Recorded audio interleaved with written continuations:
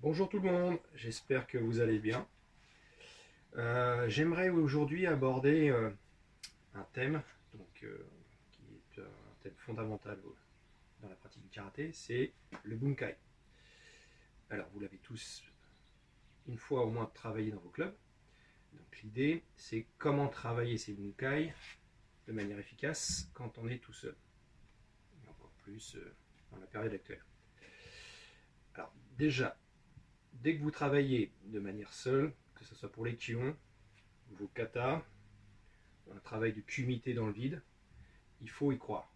Il faut que vous imaginiez à chaque fois un partenaire invisible face à vous qui vous attaque avec telle ou telle technique. Si vous répétez des gestes dans le vide sans penser à ce que vous allez faire, à quoi ça sert, qu'est-ce que je fais quand je fais un mouvement de blocage, où je frappe quand je fais tel ou tel mouvement. Si vous ne visualisez pas donc mentalement et dans le mouvement, bien sûr, si vous le faites à deux ensuite, vous voyez tout de suite que ça passe pas. Donc, quand vous faites un travail en solo, à chaque fois que vous faites un mouvement, vous essayez d'imaginer que ça correspond à telle et telle technique avec un vrai partenaire, quel que soit votre travail. D'accord. Donc ça, si déjà vous avez ça en tête, ça va être beaucoup plus facile ensuite de travailler vos bunkai de manière individuelle. Voilà. Donc, je vais tout simplement vous montrer sur un kata en particulier, Heian Godan. Et ensuite, si j'ai le temps, j'essaierai de le faire aussi sur d'autres katas dans d'autres vidéos. Pour ça, on va avoir besoin d'un tout petit peu de matériel, pas grand chose, hein. Avec l'idée que j'avais déjà montré sur une autre vidéo, d'utiliser une ceinture, voire quelques ceintures, hein, deux ou trois, pour faire ces bunkai. Et également un support, donc une porte, si vous êtes dans votre jardin, un tronc d'arbre, et également un crayon et une à deux feuilles pour que ça soit un peu plus représentatif. Vous allez comprendre pourquoi. D'accord. Donc je vais vous montrer tout ça. Donc voilà, vous allez essayer de vous placer devant un support, hein, donc une porte ou, je vous ai dit en extérieur, un tronc d'arbre. Tout ce qui permettra d'attacher à la fois vos ceintures et puis également de mettre vos feuilles que j'ai préparées de cette façon-là. Donc voilà, je ne suis pas un artiste, mais je vais au plus vite. Donc vous allez vous placer, donc vous plutôt placer une feuille à la hauteur de votre visage. Donc imaginez toujours un partenaire quand vous êtes tout seul qui correspond à votre taille. Donc vous allez mettre une représentation d'une figure au niveau donc, de Jodan, de votre Jodan. Ensuite, vous allez faire donc une autre partie qui correspond à Shudan. Donc voilà, j'ai fait deux yeux et j'ai fait des abdominaux. Ensuite, essayez de trouver au moins 3 ceintures. Alors, si vous n'avez qu'une ceinture de karaté, eh ben, vous la mettez à l'endroit que vous voulez, mais il faudra trouver 2 autres ceintures qui peuvent être également des ceintures de pantalon. Donc j'avais montré lors d'une vidéo précédente comment les attacher. Vous faites un nœud derrière la ceinture, au niveau de la ceinture. Ensuite, vous la passez derrière la porte. Et puis ensuite, quand vous fermez la porte, eh ben, vous faites en sorte qu'elle ne s'ouvre pas pendant l'exercice. Donc j'ai mis une ceinture donc, à droite. Essayez de mettre la ceinture à la hauteur du membre, par exemple, supérieur, hein, pour le bras droit et le bras gauche. Ok. On considérera que cette partie-là, ça serait l'épaule de votre partenaire. Voilà, et ensuite l'extension, le bras plus la main. Et ensuite, j'ai préparé qu'une seule ceinture au niveau Gedan qui représentera le membre inférieur, donc la jambe et le pied de votre partenaire. Ok. Donc vous essayez d'avoir cette configuration-là en mettant donc la tête, l'abdomen et les bras, jambes à votre hauteur. Une fois que vous avez préparé ça, donc ensuite on va appliquer mes consignes pour faire le bunkai sur Heian Godan. Alors vous ferez attention pendant la démonstration de bien utiliser la ceinture que je montrerai. Pourquoi? Parce que si je prends cette ceinture là, je considère qu'on m'attaque avec un coup de poing sur ma gauche. D'accord? Si je prends cette ceinture-là, ça sera un coup de poing qui m'attaque sur ma droite. Et donc si je prends cette jambe, cette ceinture, et donc elle représentera, je vous dirais, soit la jambe droite, soit la jambe gauche. Ok? Donc le changement de ceinture correspond à des attaques différentes. Donc, pour Egan Godan, le but c'est de respecter donc les positions et la forme des gestes. Je vous montre des exemples. Après, à vous, avec un travail personnel et des sensations personnelles, de faire des mouvements différents. Mais toujours dans la logique d'être le plus réaliste possible et le plus efficace possible. Okay? Donc, premier mouvement du kata. 1, frappe, et ensuite, on revient dans cette position. Ça pourrait être, effectivement, une attaque de coup de poing. Donc, regardez bien, hein, cette ceinture-là, ça représente une attaque de ce côté-là.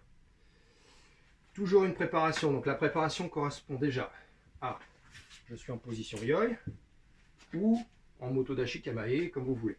Okay? Mais ce qui va être important, c'est de reculer au moment de l'attaque et de vous protéger avec ce bras-là. Ensuite, blocage.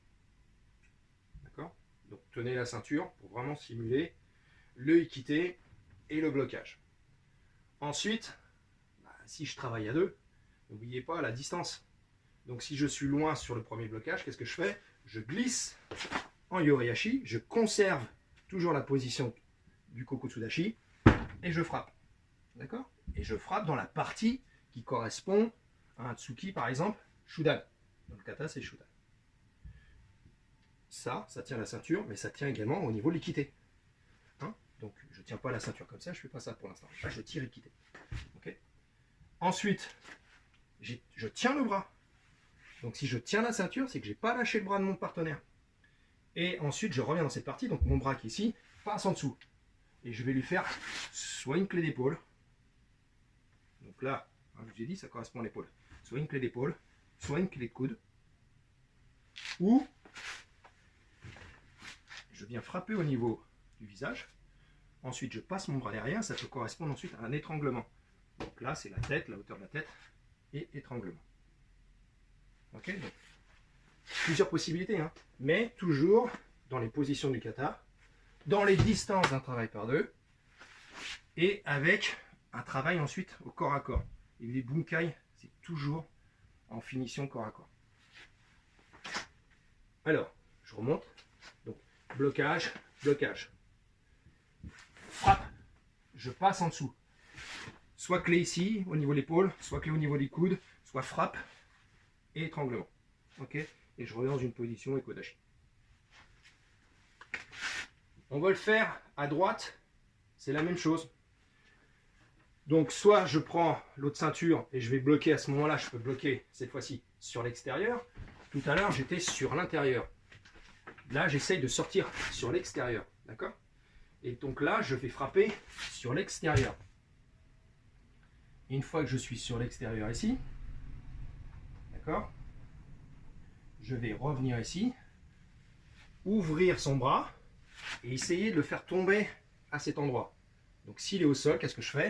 Je finis avec un tsuki qui peut correspondre à cette frappe dans le kata.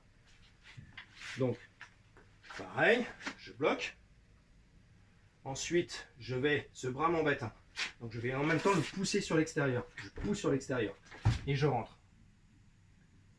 Ensuite, je reviens ici, je prends le bras et le but c'est d'ouvrir sa garde et le déséquilibrer pour qu'il tombe ici.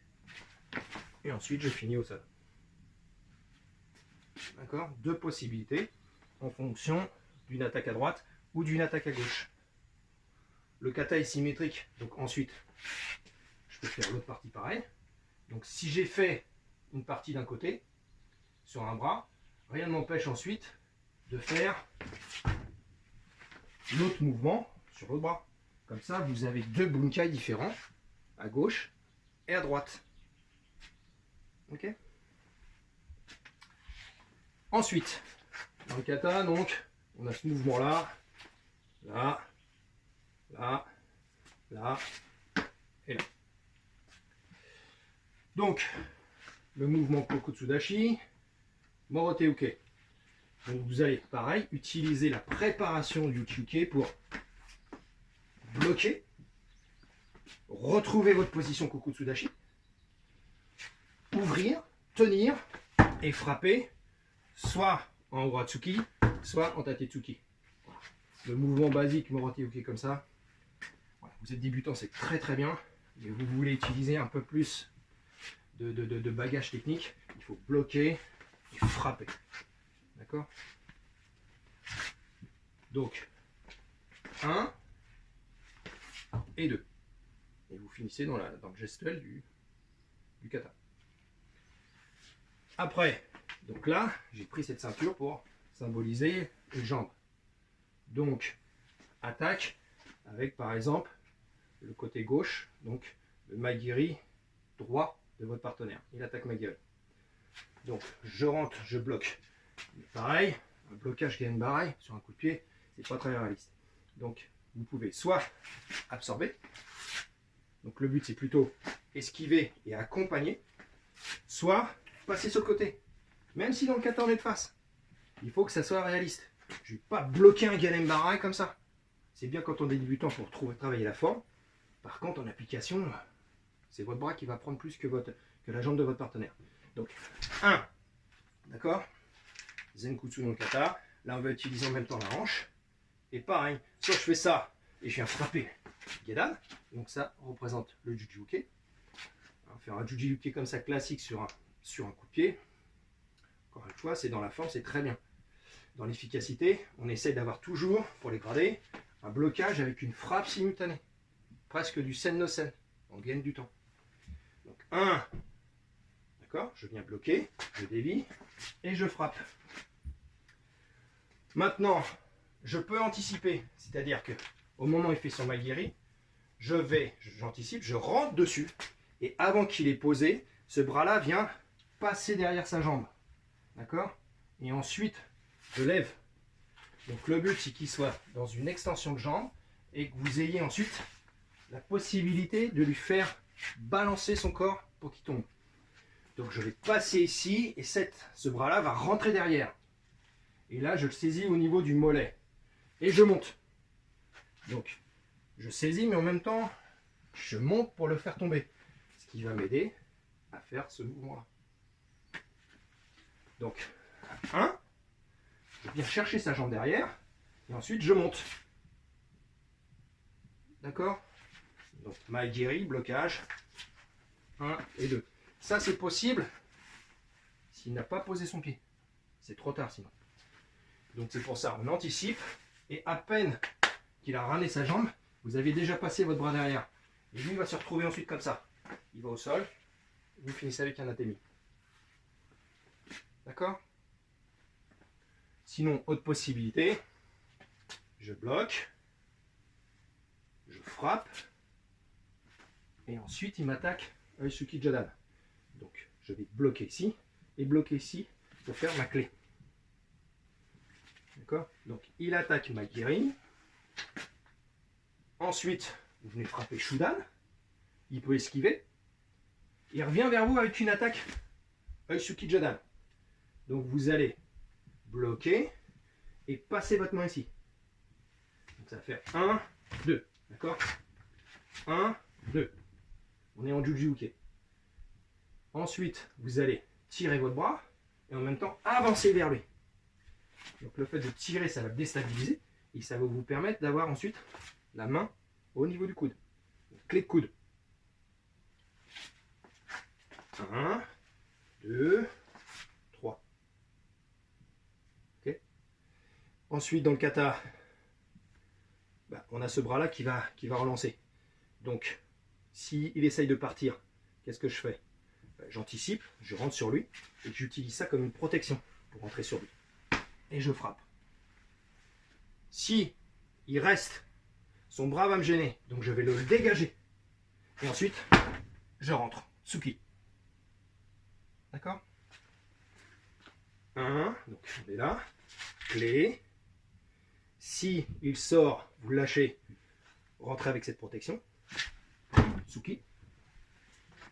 Si vous faites cette clé et qu'il n'a pas le réflexe de sortir, vous dégager ici son bras. Et il y a juste à faire un petit changement de garde si vous êtes très court. En fonction de la distance, soit vous faites un déplacement, soit vous faites juste un changement de garde et vous frappez. Voilà. Des idées pour faire cette partie du kata. Ok? Essayez ça d'abord et ensuite je vous ferai une autre vidéo pour le complément du bunkai. Merci. Portez-vous bien. À bientôt.